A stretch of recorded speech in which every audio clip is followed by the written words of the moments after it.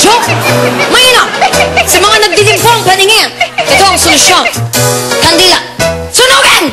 Ngunit, tingnan natin kung mas papasa sa mga taste nyo. Ang joke number 2 mula kay Alexandria Shin ng Cagayan. Hay!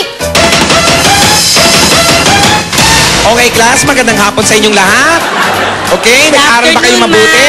Yes, ma'am. Ano ba to? May sore eyes o forma lang? Forma lang, okay. Feeling guwapo, ma'am. Okay. Okay, Pauline! Yes, ma'am. Ito ang unang tanong ko. Anong leave ang pinafile kapag nagkakasakit ang isang tao sa trabaho? Ma'am naman, common sense. Sick leave. Very good. I know. May karapatan kang umalas. Okay, Ruby. Yes, Okay, ma'am. Sana naman masagot mo to, ha?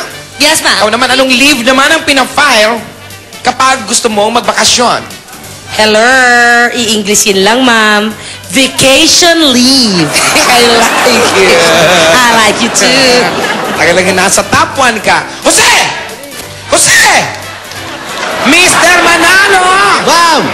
Sino naman kinakawayan mo dyan sa kabilang... Yung kabilang classroom, dahil may crush sa akin.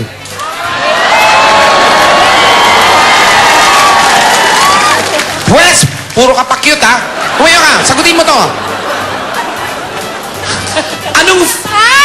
Anong file naman? Anong leave naman ang pinafile? Ma'am, pakiulit yung Anong tanong. leave ang pinafile kapag gusto mo mag-asawa? Mag-asawa? Mag-asawa? Ano? Leave, pinapile? O, anong leave?